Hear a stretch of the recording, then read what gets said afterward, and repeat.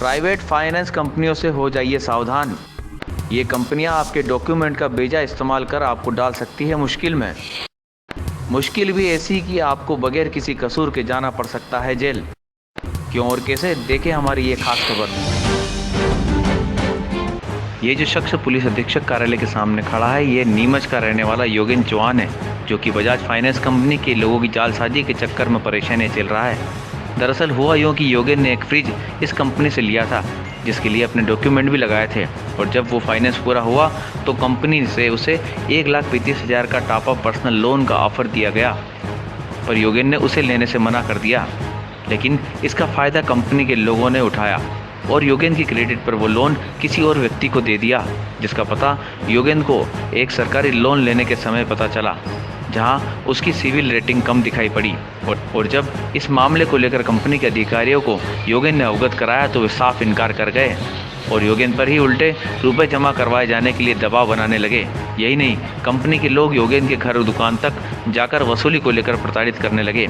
इस मामले की शिकायत पुलिस में भी की, जिसके बाद बजाज कंपनी के अधिकारियों ने लिखित में माना कि हमारे यहाँ से गड़बड़ी हुई है।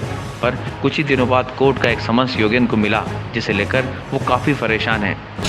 मैंने पूर्व में बजाज फाइनेंस से एक लोन लिया था, जिसकी किस्तें निरंतर जा रही थी, और जब किस्तें निरंतर जाती है तो कंपनी वाले एक ऑफर देते हैं, और मुझे ऑफर आया था 1,35,000 रुपये कि भाई हम आपको पर्सनल लोन दे रहे हैं। अब जबकि मुझे ज़रूरत नहीं थी 1,35,000 की, तो मैंने मना कर दिया। अब इन लोगों ने मेरे ही नाम के किसी अन्य व्यक्ति को उस 1,35,000 का लोन प्रोवाइड कर दिया। अब वो लोन इन्होंने उस बंदे को, उस व्यक्ति को दिया, चेक वगैरह सब उन्होंने उनका सेट करा, पर डॉक्यूमेंट सारे मेरे चुरा के उन लोगों ने वहाँ पे लगा दिए। अफोर्ड मुझे हुआ था क्योंकि वो मेरा लोन था। अब वो लोन इन्होंने किसी अन्य को दे दिया, और वो मेरी सिविल स्कोर में वो मेरे लिए शो कर रहा है। जो मुझे ये तकलीफ आ रही है कि मैं किसी अन्य बैंक में भी जाके मैं मेरे लिए लोन लेता हूँ तो कोई कंपनी मुझे लोन नहीं देगी, क्योंकि मेरा सिविल स्कोर कंपनी ने पूरी तरह से ख़राब कर दिया। एक सिविल स्कोर चेक किया था, और सिविल स्कोर में मेरी सिविल बहुत कम आ रही थी। तब मुझे जानकारी हुई कि ये 1,35,000 और 26,000 कुछ जो उस व्यक्ति के इन कंपनी वालों ने उसको दिए थे, वो मेरे इसमें शो कर रहे थे। तब जाके मैं बजाज फाइनेंस वालों से मिला, और जब से आज दिन तक उनके ही चक्कर लगा रहा हूँ, और वहाँ से आश्वासन देते हैं कि हाँ हम सिविल सुधार देंगे, ये कर देंगे, वो कर देंगे। अभी तक कुछ नहीं हुआ है। इसका कोई लेना देना नहीं है, उसको आप परेशान कर रहे हो, उसके खिलाफ केस लगा रहे हो। अभी मेरे पास इंदौर से समन जारी हो गया, कंपनी वालों ने मेरे ऊपर कोर्ट केस कर दिया, जबकि उसके पहले 1 महीने पहले उन्होंने माफ़ीनामा मांगा मुझसे कि भाई हमसे गलती हो चुकी है, आपकी जो भी परेशानी हुई है हम माफ़ी चाहते हैं, ये हमारे टेक्निकल एरर की वजह से कुछ मिस्टेक हो गई है।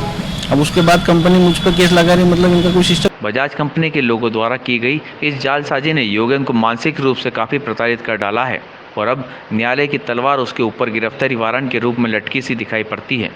योगेंद्र ने इस मामले की शिकायत एक बार फिर से पुलिस अधीक्षक को करते हुए दोषी कंपनी के लोगों पर 420 का प्रकरण दर्ज किए जाने की मांग की है, जिस पर पुलिस अधीक्षक ने भी तत्काल इस मामले में कार्रवाई के निर्देश अधिकारियों को दिए हैं। जबकि बजाज फाइनेंस कंपनी की ओर से कोई भी जिम्मेदार इस मामले में बोलने को अब तक तैयार नहीं है।